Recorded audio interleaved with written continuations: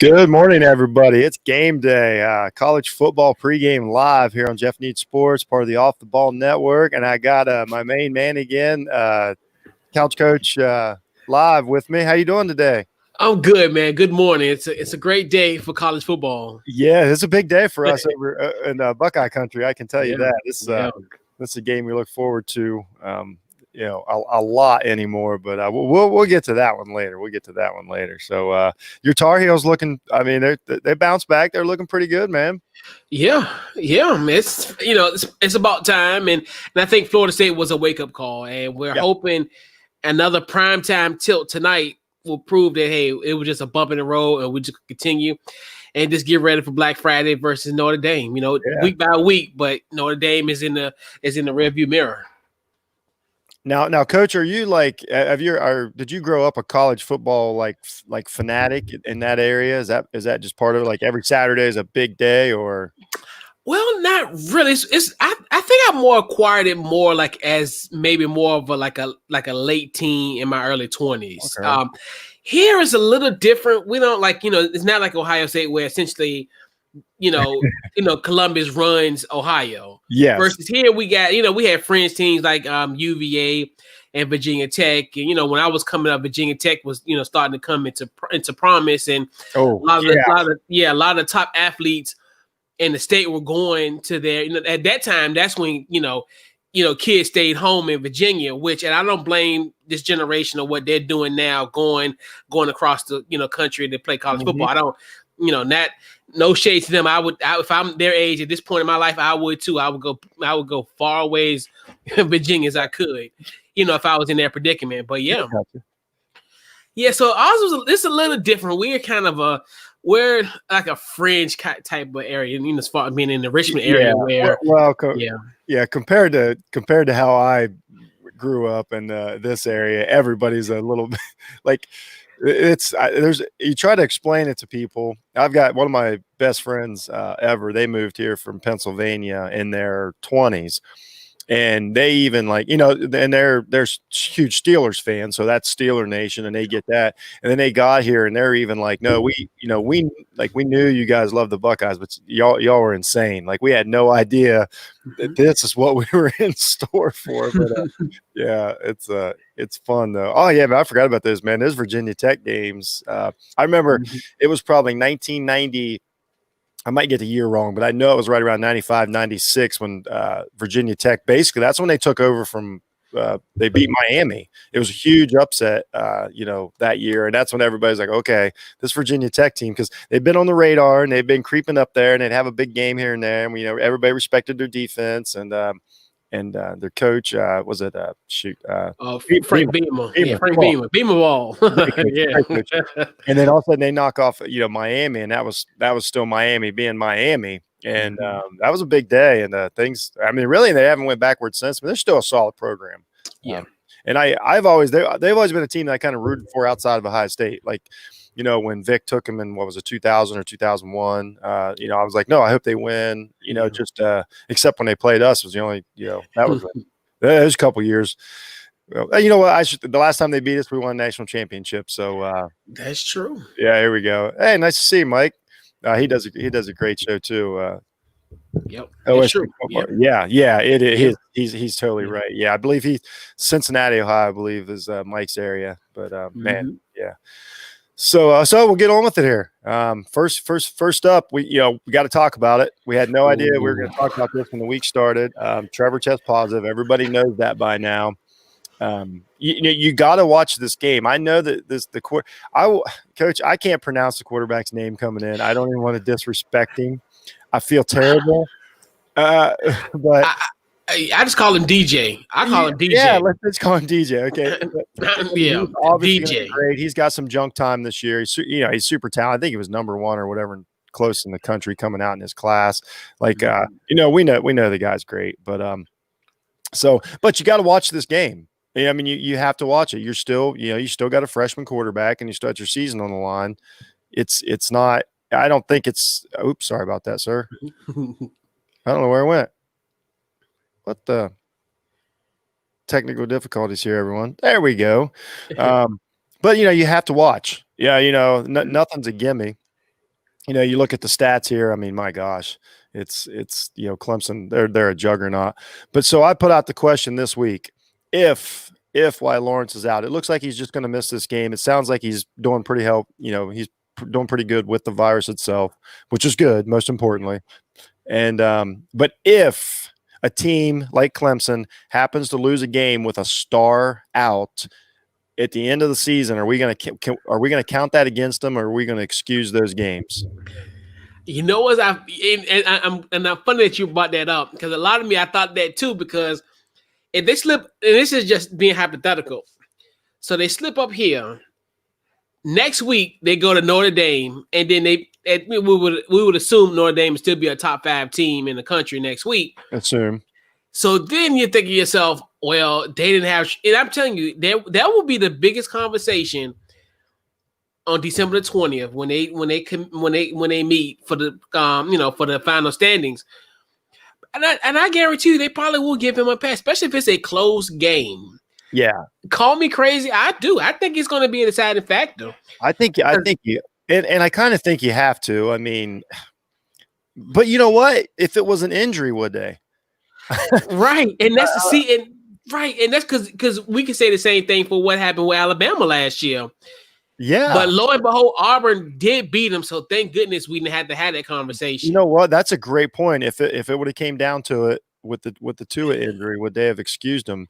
Right. Yeah. And that's a great point. In a weird year, I could see that potentially happen. And I think if BC pulls off today and they win, we should say like by a field goal. Mm-hmm. And then Trevor Lawrence comes back next week against Notre Dame and have a tremendous performance. It's erased. We're gonna forget about this in 2 weeks. Like it'll all vanish. I totally agree. It would be totally. I think the same thing.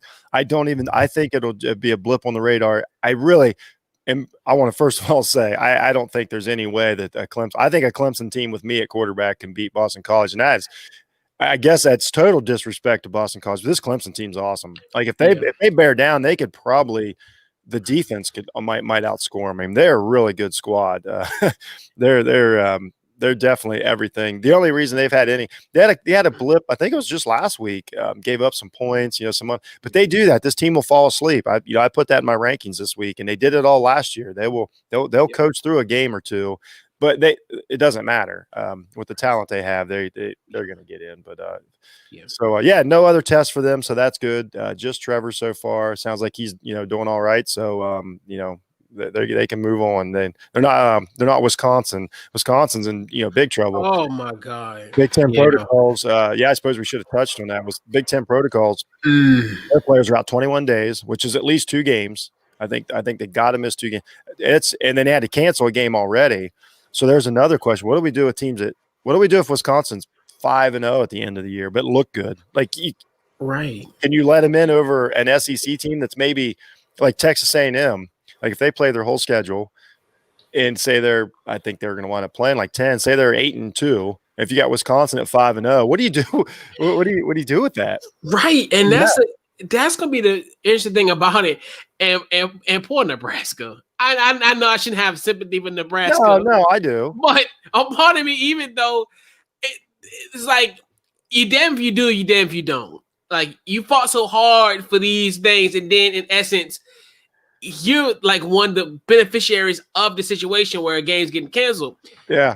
And then you think about like Wisconsin was on a roll, because you look at now what happened. Minnesota lost to Maryland last night, and like you're literally in the driver's seat. In the Big Ten. I fell asleep early. Did you just say this is breaking news to me? Did you say Minnesota lost to Maryland? Yes. I apologize, everybody. Yes. I got up. I slept in a little bit. I don't blame you. I woke up this morning and found out. Don't feel bad. Yeah, trust me. You know what? Hey, that's why you're a partner, man. Because that's huge. And you think about it, after the game of what Mertz had last week, when he went damn near perfect. Like they're in the driver's seat for in the Big Ten West, and you're like, oh, and then this happens, and then this. I like, man, oh man, I tell you, and that's another thing too, where you're looking at it now, you're like, Oh, like this, and that's what is, and that's one thing we touched on all year about just how these scenarios, how we kind of not say we predict them, but in great small detail, we figured implications like this was going to take place. Oh yeah, and it's going to keep happening. Right. It's going to keep happening. Right. Let's move on to a team that you definitely know about. Let's talk about Tar Heels a little bit. They play Virginia today. Now, I haven't kept up on Virginia this year, and I forget the young man's name. Do they still have that quarterback that they had last year that gave Clemson fits? No, he's not there. Bryce Perkins, he's going. Okay, I thought he was. Man, I love that kid play. What a tough, gutsy kid. And I didn't think so, but we touched on it earlier. I mean, this is a no contest as far as like, the spread or if it would come up. As far as the spread or whatever, but what does it mean to your Tar Heels? Like, there you go. They got a matchup predictor. It looks like about 71.5% there on the ESPN. Look at Sam Howell having a great year. Look at that. 1,400 yards, 10 touchdowns. Wow. Just what does it mean? To me, this is another one. And I think I talked about this before. This is an 8:00 game in Charlottesville, even though there won't be any fans in the stands. But this is another, I call it a quote unquote trap game where we were in the same situation 2 weeks ago. Well, 3 weeks ago now, where you go into Florida State, you're thinking, oh, it's going to be easy peasy. Exactly. But no, this is a situation where, even though this is still a rivalry game, I mean, this is what they call it, the South's oldest rivalry. Oh, really? I didn't know that. Yeah. So this is the 125th meeting. It dates back to 1892. So these teams aren't fans of each other. Oh no, I didn't know this. This is cool. Thank you. Yeah, and this is just an interesting matchup. UNC does have they almost had 600 yards total offense last week, and then UVA is coming off of a heartbreaking loss in Miami last week, which I think they did a pretty good job for the most part. Brennan Armstrong Brennan Armstrong kind of scares me in a sense. He almost a little bit he's like a poor man's Jordan Travis, which we really had a problem against Florida State, where essentially where he's able to mobile, he can kind of extend plays. Like I think even in the Miami game, he had 91 yards rushing, coupled with his almost 200 yards passing last week against Miami. So that fears me. And then also they got a dynamic, as we pull up one of the stats, their leading receiver, Billy Kemp IV, actually a product of my hometown, Highland Springs, Virginia. So definitely huge shout out to Billy Kemp IV. And he's doing this thing. He's doing a great job. The precocious junior wide receiver from Highland Springs, Virginia. So this is going to be an interesting matchup, and this is going to be, I think it's going to be more so of just UNC just hunkering down and saying, hey, just stay focused. Don't get caught up in like what happened with Florida State. I think Florida State, I'm hoping that Florida State was a wake up call for this team, because this kind of has a Florida State type of environment. We talked about this before that Florida State game. These are the games you just have to walk through it. Like you have to, when you want to take that next step, and they could, if they go out there and handle their business and overwhelm them on either side of the ball, people will start excusing that loss. Like that's how you have to. But if you have another clunker, then it's like, oh, here's a pattern here. And then now, now they have to, destroy Clemson to have a shot. So yeah, you're right. And then, it is a primetime game. I don't. I think most of the eyeballs are going to be a slightly farther north in Pennsylvania, but it's still primetime game. No offense. Yeah. So let's see who we got next on the list here. They got us on the ACC network. Oh, come on, man. We need better than that. We need. But you know what? You got yours are coming up, because after this weekend in the Big Ten, it really takes a lull for a while, because with Wisconsin, I think the Wisconsin-Michigan game might be missed. You're talking end of season, so we got a few weeks, and it's all we got. Clemson, Notre Dame next week. We got UNC, Clemson coming up. So this one, real quick, I just want to talk about this one, basically because they're on my they're my top 10 playoff contenders, because if Oklahoma State goes undefeated, I think they can make the playoffs. Texas is good enough to beat them. We've seen good Texas. They're a quality team. Bad Texas isn't, but good Texas can.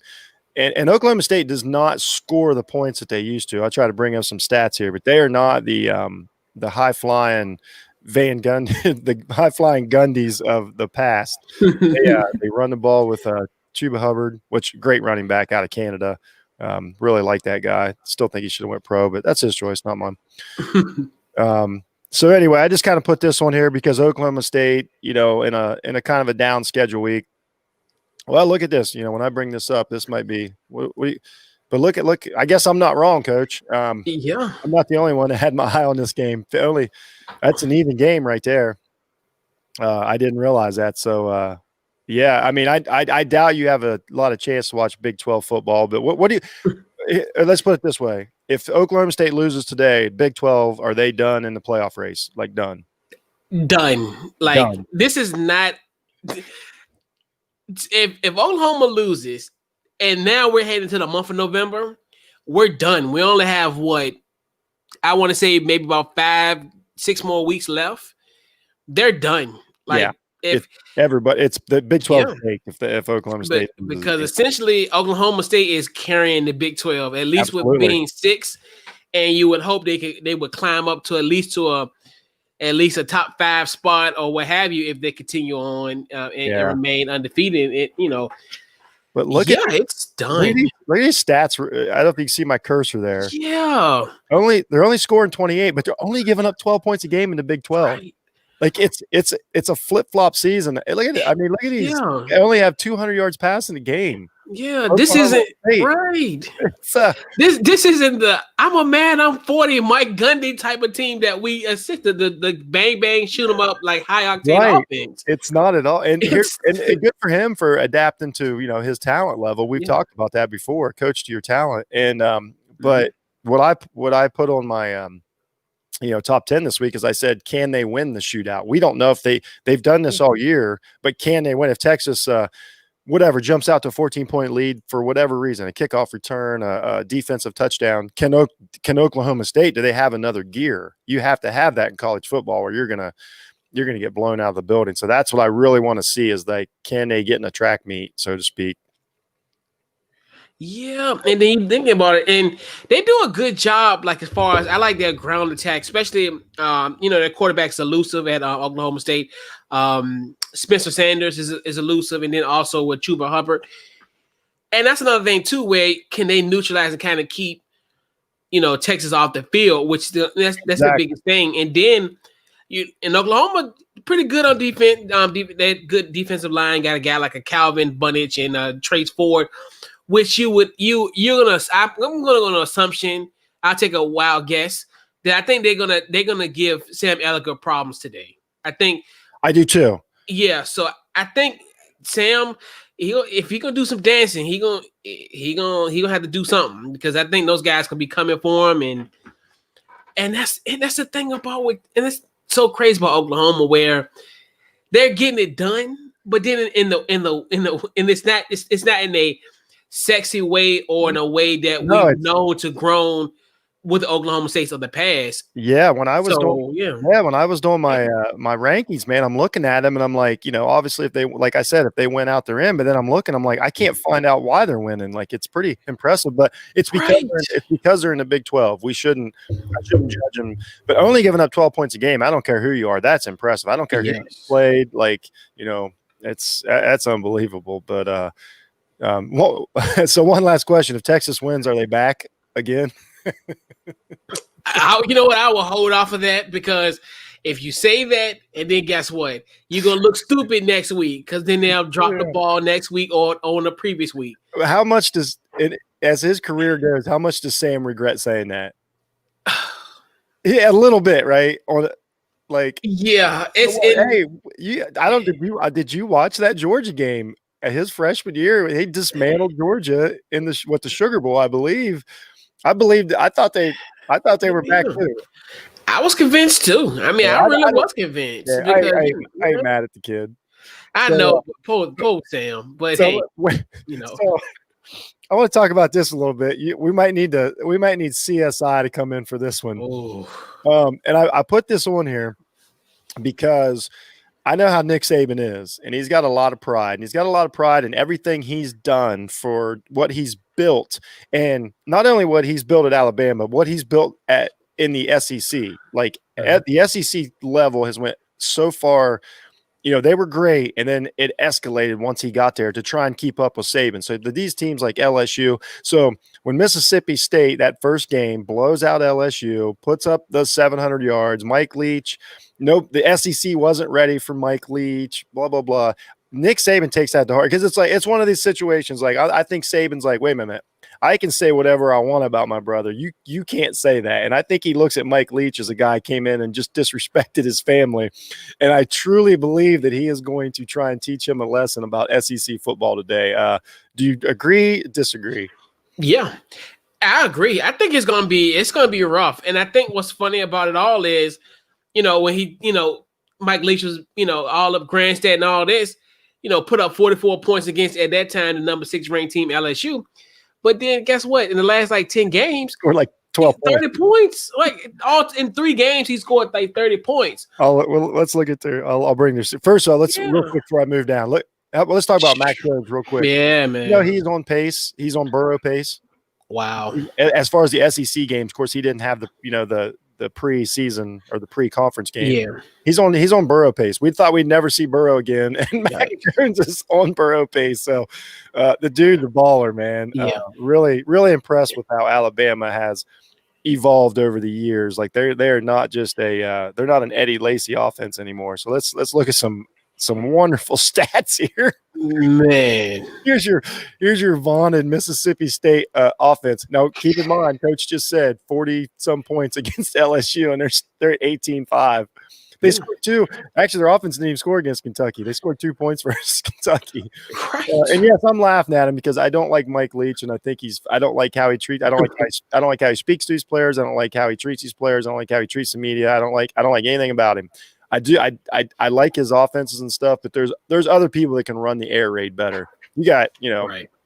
You got guys all over the country that, if anything, the guy that should be in Mike Leach's spots, Rich Rodriguez. He should have never went to Michigan. He should have took that offense to somebody somewhere that would have let him use it. And Rich Rodriguez would be I don't like the guy because he coached for Michigan, but that was a crucial. And I'm glad they got rid of him. I'll tell you that. Between me and you. Yeah, I'm glad they got rid of him because as time would have evolved and his athletes would have came in, it would have been trouble. Because if you look at what they took over after that, they had a problem with the athletes. Well, yeah, because they were preparing for the air raid. Another, if that guy gets a High State's talent and runs the air raid in the Big Ten, it might have been over. So I'll say that out loud. But it didn't happen. So here we go. 357 yards passing. Still, they had a 700-yard game in there, but they're not. Obviously, it's not amounting to anything. Rushing yards, Coach, 28.5 yards a game. You can't play football like that. No. You can accidentally hit 28 yards a game. So, Alabama balanced as usual, 170 rushing yards, 400 passing yards a game. It's just a devastating team. I know they lost Waddle last week. I feel terrible for the kid. Yeah. But they've got talent. This is going. I believe that he's going to make a statement, and he's going to try to end Mike Leach's career today. That's my prediction. Yeah, and then the ultimate recipe of disaster is 2 things that's going against Mississippi State. Their turnover margin is 98th in the country. Oh, jeez. And essentially, Alabama feeds off of turnovers. They feed off of these things. They score. Right, and they score off of those. So then you got that, and then the only thing with Mississippi State, really, are you gonna be able to as far as stop them on third down, because they completed third down 60% of the time. Yeah. They've converted 61% of their third down. So they don't do anything wrong. This is a recipe for disaster. KJ Costello has 10 interceptions already. I think the only person who has I think he's second. I think Chase Bryce has the most from Duke. That man, and it was they don't play. This is their fourth game. This man has 10 interceptions in 4 games. Like that is doom. Like to me, you might as well give Alabama that's like giving and funny things. It's Halloween. That's like giving kids candy. They're gonna take them, and you serving turnovers on a platter. We got Arkansas, we got UK, we got A, and like, come on, man, come on. Mississippi State might not. The overreaction might have been a bit. You know what? Probably on Overreaction Monday, we probably had them win the national championship. Right. If they beat Alabama, right? Shout out to Coach at Overreaction Monday, another Ball Network. Your great show every Monday night. All right, man. Let's do this. You tell me. I want your honest opinion before I spout off. I don't want to guilt you into anything here. Okay. Well, I'll talk about Penn State first. I think this Penn State. The thing is, you're going to get their best effort. Yeah. Today is their national championship game, essentially, because this essentially knows that this is the make or break for us. Like if we want to make it to the conference championship, we have to beat Ohio State in this game. And the good thing with them and the beauty of it is, regardless of the outcome, the last 3 games at Penn State have been decided by 11 points. So, believe me, I know. Right, yeah. So you're right. Into Wayne. Let me stop. Let me talk about. Let me not do that. But anyway, so yeah, my quarterback. But anyway, but in theory, this you're gonna Penn State is gonna be their best effort this year. I look at a guy like a Shaka Toney. I think he's gonna be an impact player. As far as on the defensive line, I think he's going to be ferocious. The question is, are they going to get to Justin Fields? I highly unlikely don't think that's going to happen. And I think for Ohio State, it's just going to be business as usual. The beauty thing about it is there will not be a whiteout stadium. So to me, it could be a situation where they fed off of that, or it could just be a situation where it could be the other way around. But you don't have, everybody at Beaver Stadium, this week. So the pressure is really on. Like, I mean, as far as there's no pressure per se. I say the pressure's on, but it really is not. But to me, I think this is just a situation where I think Ohio State is going to roll, and just expect Penn State to have, their best effort. I don't know if their best effort is going to be good enough for this Penn State team. I mean, for this Ohio State team, but there are going to be ebb and flows in this game that you're going to might question. But trust me, I think Ohio State is going to pull through. Yeah, I think that. And I'm not a big fan. Like I don't read a lot into the crowds and stuff, but that place is. I can't. I've seen some. Man, I went through some heartbreakers over there. Real quick, our guy Stevie Gillespie. That wasn't a slight, man. I just said all I did was say the name Arkansas. All I did. Hey, they hung with Georgia for a half. Yeah, man. That's a weird place over there to play. And it was always a quote unquote trap game. Franklin has built his team to beat Ohio State. He's got like we just talked about Rich Rod. They gave Franklin the time to build his team. He has a great defensive line every year, like one of the best in the country. They're phenomenal. I wish Parsons was playing. I don't wish he was, but I wish people, but them being down at running back hurts. I think they're on 3rd string now, which stinks. They had, probably as a group, one of the best groups in the country, and they're down there. But then everybody assumes that Penn State's going to run right at Ohio State, and they have to. I saw last week Ohio State has some trouble in the run game. Our linebackers, I've got some issues with them, but I'm not here to badmouth them, but I've got some issues with the talent at linebacker and the speed at linebacker. But they're not bad tacklers. We're gonna have trouble with the tight end. So, but the thing is, Penn State, like Nebraska last week, played that game to stay close, and they did. You know what I mean? They kept running the ball. They got over 200 yards rushing on Ohio State, but they never really could win it because they just stayed with it. So as Ohio State pulled away, Penn State won't do that. They're going to have to put the ball in the air, and when they put the ball in the air, that's when you can get mistakes. That's when you can get turnovers, and then you've got an even game. Like I think Penn State could easily focus to lose the game by 10. But if they want to win the game, Clifford's going to have to throw the ball. He's a good quarterback, but once the ball gets in the air, now you got a different game. Now you're bringing the secondary into it. Now you're bringing mistakes into it. Now you're bringing third down conversions into it. And that's where I think Ohio State, they didn't get tested much last week in the secondary, but I think that's where Ohio State it'll be the difference. I think there'll be a mistake or something.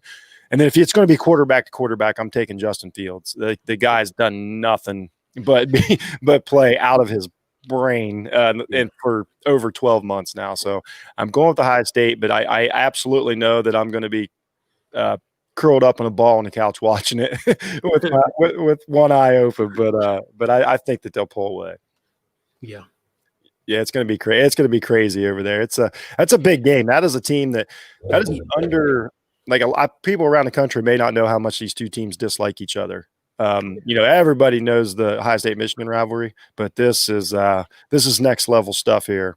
So that's it. That's our picks. We're going to switch over now here to just an awesome topic. Me and Coach are going to talk about our all-time favorite quarterbacks in college football history. And it can be our lifetime. It can be any. This is not the top 10. This is not an analytics segment. This is us talking about quarterbacks that we love to watch over the years. So, and that's what we're going to do. We're going to have a little fun here. So, and anybody put your, if you got any nominees, put them in the comments. Heck, we'll let you on the show to talk about them if you want to. So, all right, here we go, Coach. I'm going to let you go first. Give me ones that just jump out at you here. So I'm gonna hit you with 3 honorable mentions and then my top. Oh, okay. Oh, yeah. Okay. Let's do this. So my first one, Ronald Curry. Ultimately, I think he was the reason that made me a UNC Tar Heel football guy. So he was a guy from Hampton, Virginia that I just loved, and he carried over to UNC and actually played basketball there as well. So I like with him, that's honorable mention. Then another UNC quarterback, Darian Durant, who followed in Ronald Curry's footsteps in 2001. He did a great job, and I think we even went to it was the Peach Bowl one year. When we played Auburn, and I forgot it was like 2003 or 4. I forgot what year it was, but I loved how he played out. And it's funny, it was a game, his first game. They played at that time the defending national champion Oklahoma Sooners in garbage time, and he definitely did his thing. He showed me a lot. He showed me a lot of moxie even in that game where we were already like losing like crazy. But he came in and played and had a great poise. So I loved him from the jump. That's awesome. His play. Michael Vick, it's funny, we kind of alluded to earlier about as far as how our area was, back in those days where, Virginia Tech was coming into prominence, even though I know we talked about back in the late 90s, but this is going into the 21st century where Michael Vick was everything, and he led them to the national championship game, but it was just too much Chris Winkie and Peter Warwick. Yeah. It was Warwick. So let's pause a little bit here because you and I are old enough to remember watching Michael Vick play, and I know that the younger generation has learned through him through highlights and video games and things like that. And I still to this day, and I know I've seen some great players and the talent's gone way up. He is my number one freshman player of all time. Yes. What he did in that season, it was magical. And, and looking back, I realized that he wasn't really running the offense to the best of its ability, but his athletic ability at that position, the explosion, the toughness,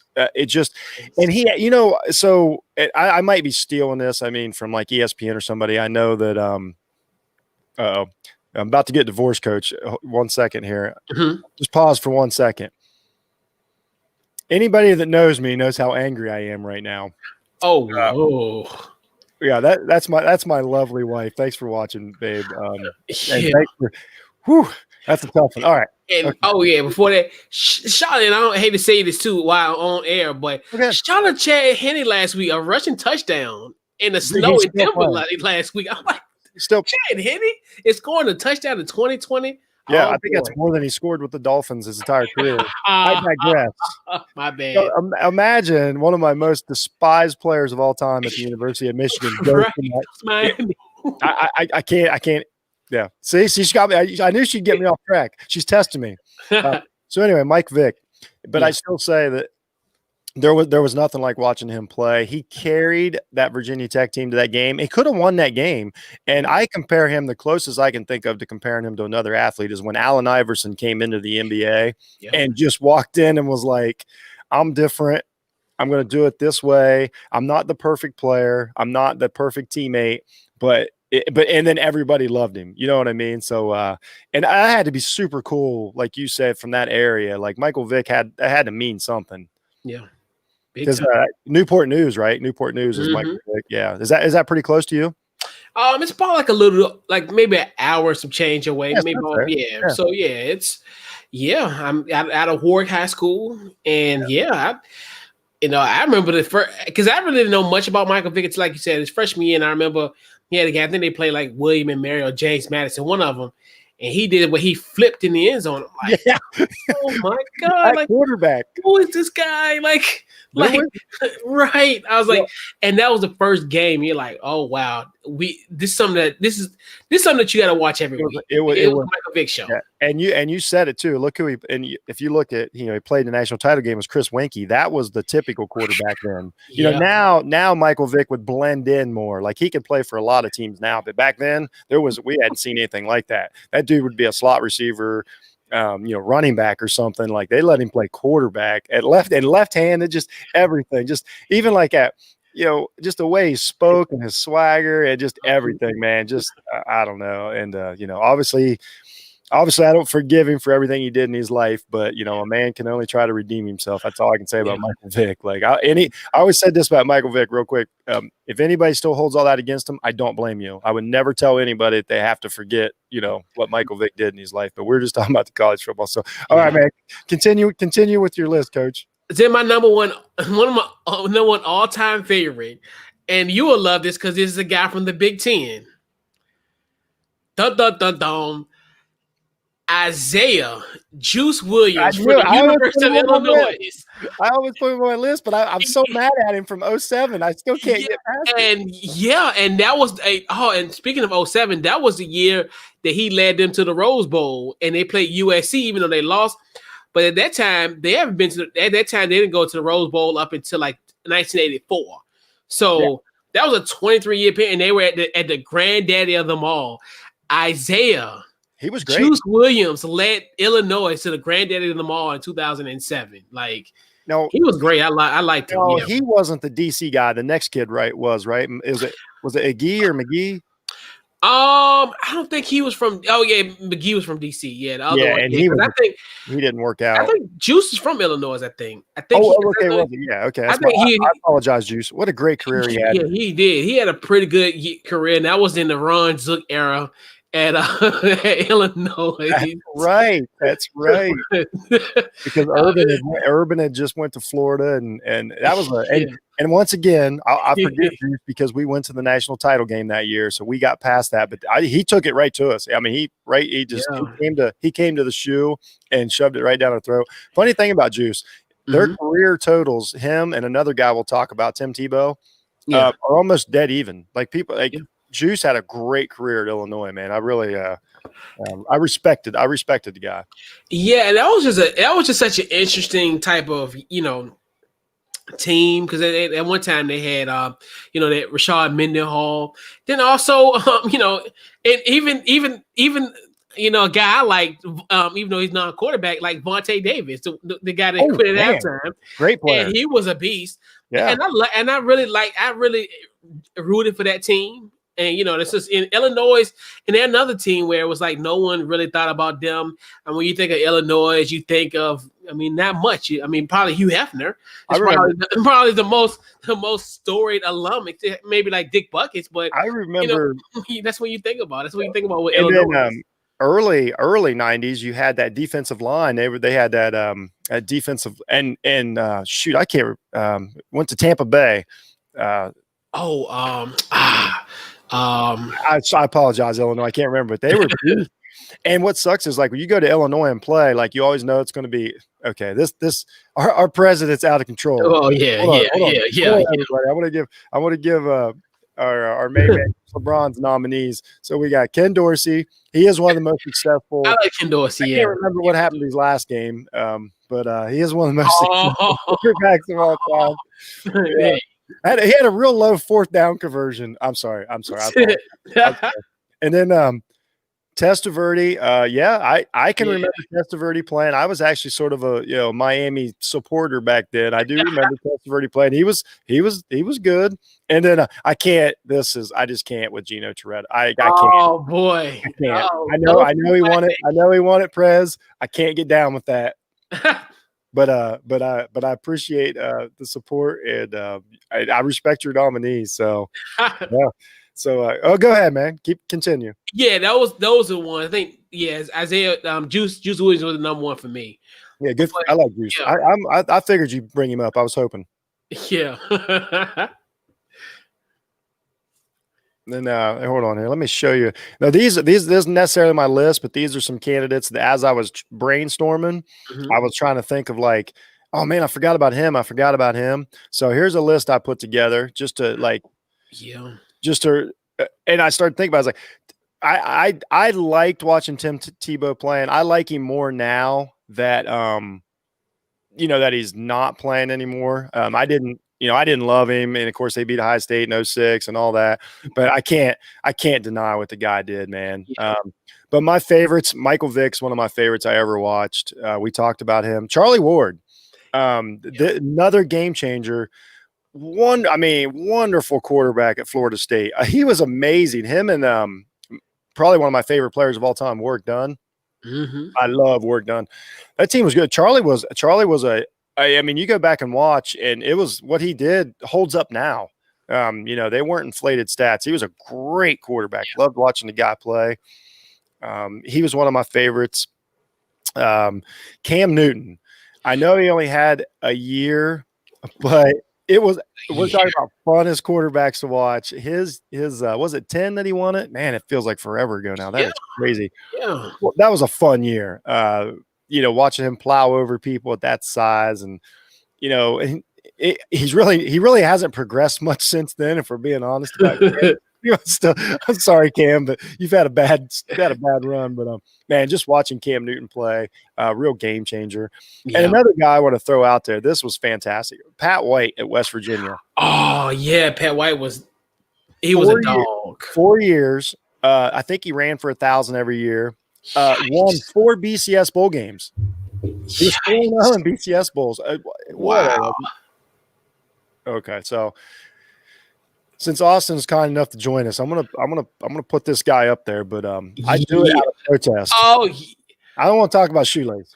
The last cover boy of the last NCAA football. So I'll tell you a little story about that, Coach. Yeah. So I think that game came out on a Tuesday or Thursday, whichever it was every year. Of course, I picked it up that morning, had it pre-ordered. So I go get it. I go to my computer. I bring up a picture of I forget who I printed out, another Buckeye. I even put the the NCAA logo on it and everything, printed it out and shoved it in the sleeve. And I have never seen that picture of Robinson ever again on the cover of that game. I just can't with these guys. Yeah, he took us down once. He's got one of the. I think he might have the most recent victory over Ohio State. Now that I think about it, I think he's got the last one, and then we beat him the next year. Yeah. But Shoelace. He was a baller. Oh, here's a good one. I do like this.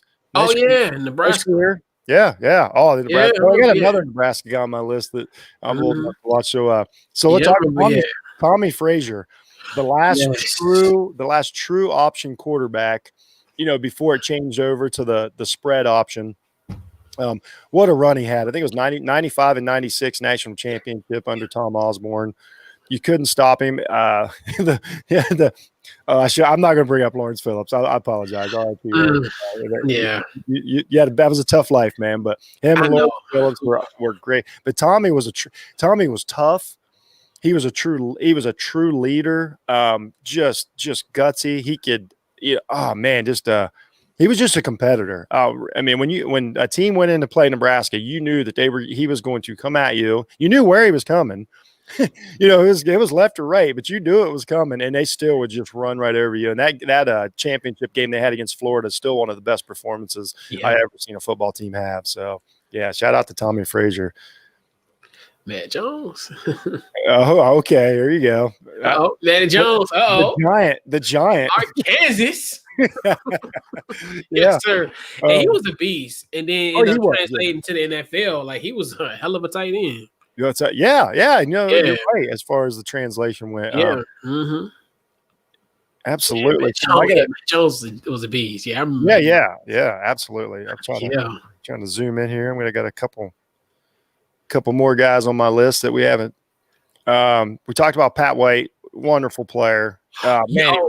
Him and Steve Slayton, my gosh. Yes. Great career. He got a shot with Miami. He was actually a Dolphin for a minute. Yeah. That was right. That was during the Ronnie Brown Wildcat years. Another guy, this guy really got the shaft. He had a nice career as an NFL wide receiver. He was a great quarterback, but I think I forget his stats, but it was something like 4,000 yards passing, 4,000 before Tebow. He had all the dual threat records. Great career at Missouri. I thought he should have got a shot at quarterback, but that was back when they didn't give these guys a chance to play quarterback. They made him, move positions. He did fine as a wide receiver. I'm glad he had a nice career, but I really think that Brad Smith is the one guy that really upsets me that he didn't get a shot at QB that he would nowadays. He'd come out now, he'd be a top, he'd be a fourth round, third round pick. I really believe that at quarterback. I'm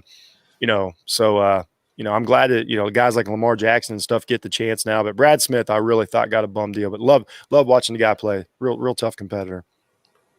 And then talked about Tommy. Joe Burrow put on there just because you can't discount. He had the greatest year in the history of college football. It's fun to watch because it was an art form. And here we go. My wife's nominee, Troy Smith. He is a legend at Ohio State, to say the least. So here's the story of this that my wife's referring to. Troy Smith has a legendary career. So we meet Troy Smith when I say meet him as fans, it's his sophomore year. So he was actually a redshirt freshman on the national championship team. And then, so his sophomore year, a guy named, we're not supposed to say his name. I can't say it 3 times because he might appear. A guy named Steve Bellisari was our sorry ass quarterback. In 04. He gets a DUI. Or no, that was the Craig Krenzel year. I'm sorry. Troy Smith took over for, sorry guys, I got it wrong. Another terrible quarterback. Craig Krenzel's who took over for sorry ass Bellisari. So Troy Smith, anyway, he gets thrown in there his sophomore year, gets the start at Michigan, and we're like, Troy Smith, who is this kid? And that was back when things weren't going great. And he thumps Michigan, beats them by a couple touchdowns. And we're like, whoa. Next year in 05, that's when we played Texas in the open, early season, Vince Young, Texas team. And Troy had got some trouble for taking some money. So part of his punishment, he had to split time. And him and a guy named Justin Zwick split time in that Texas game. Troy Smith scored all the points versus Texas. So Vince Young has the drive, takes the lead, but instead of bringing Troy Smith out with time left on the clock, they bring Zwick out. They had not stopped Troy Smith all game. Texas hadn't. They bring Zwick out. He fumbles the ball. The rest is history. Then Troy Smith goes on. The rest of the season was great. That by the time they thumped Notre Dame in the Fiesta Bowl, they were one of the best teams in the country. Vince Young will still say it was one of the toughest team he played that year. The toughest defense he played that year. So shout out to Troy Smith. Great career. The next year, 06 was magical. Wins the Heisman. So anyway, he gets drafted by the Baltimore Ravens. So we were taking a vacation to the East Coast that year, and we're going through, and we're like, my son, we took him to Baltimore Ravens, the summer camp to go watch him, and we wanted to get his Troy Smith jersey signed by Troy Smith. So we go see the Baltimore Ravens camp. Had a great time. Troy Smith signs my son's jersey. He's still got to sign Troy Smith. He signed it right there on the sidelines. Real cool. Funny thing we didn't know about him, he writes with his right ear. He's left-handed. Troy Smith, left-handed, just like LeBron James. So he signs it. We get it. But my wife had so much fun there. She really didn't have an NFL team. She's like, I think I might be a Ravens fan. And now she is insane Ravens fan because of Troy Smith. Hey. So that's how that happened. But yeah, Troy Smith, a legend. Yeah. Got to talk about what Vince Young did. Yes. He wins so that would have been 2004 that he wins the Rose Bowl over Michigan with, whatever crazy stats he had, puts himself on the map of like what. And then the next year we talked about 2005, goes through Ohio State, goes through the Big 12 schedule, and then plays I don't know. It's without a doubt a top 5 game in college football history in the 2005 BCS game, right, against Reggie Bush, Matt Leinart, and the vaunted USC Trojans. And essentially, we've talked about this before with your coach, Mack Brown. Yeah. He knew when to say, okay, I'm gonna take 2 steps back and I'm gonna let Vince do his thing. And that game-winning drive and Vince Young, and I'll never forget when he scores that touchdown, to take the lead against USC with basically no time on the clock. It looked like he knew he was going to. You know what I mean? Like he was not surprised at all. And I always thought, like, man, that guy knew he was winning that game, from minute 1, even though, let's face it, they give it to Reggie Bush on 4th and 1, game's over. But that's neither here nor there. Sorry, USC fans, but it's true. It's true. It's true. No offense, Lindell. But yeah, Vince Young, man, one of the funnest quarterbacks, players I ever watched in NCAA history, man. So, oh yeah. So, that's like right now, like, I look at this season and I look at how quarterbacks play now and the level, the talent. Every quarterback they're so physically gifted. Like Trevor Lawrence, Trevor Lawrence, Justin Fields, like these guys at their size. You're right. The toolbox is full with these guys. It's really amazing to see the evolution of the game from, you had, guys like we talk about Tommy Frazier, who was obviously a runner. I mean, as a runner, but, can make the throws. And then it evolved into, Tim Tebow's and the Brad Smiths. And now it's almost gone the other way of like Justin Fields, Trevor Lawrence could easily run for 150 yards a game, but they don't have to because they got the arm talent. It's been fun to watch. It's been fun to watch for sure, man. Big time. Yeah. Hey, so how you feeling, man? You ready for the game? You guys play at 8, you say? 8 o'clock. Yes. I'm like, I hate primetime games. I'm like, you're preaching to the choir, man. Like we're gonna have brunch and we're gonna have some kegs and eggs, and then we've got to wait till 7:30. Like it's rough, but it is what it is. I'm glad we're getting the game, but I'm gonna be about 5 o'clock. The nerves will start kicking in. I got a lot riding on this team, but but I'll be watching all day for sure. But hey, man, that was the college football pregame for this week. Hope you guys enjoyed it. Hope you guys enjoyed the quarterback section. I'm gonna put that out on audio so everybody can hear me and Coach talk about our favorite QBs of the past and present. I want to thank Couch Coach Live for being on. Everybody go. He's put some really good stuff up on the website lately. So go check out his written stuff too, as well as his Tuesday show. Overreaction Monday, man. You're killing it. It's the funnest show on social media every week. I really appreciate every time I'm on. You're killing it with that. And you're doing a great job. And I thanks for coming on today, partner.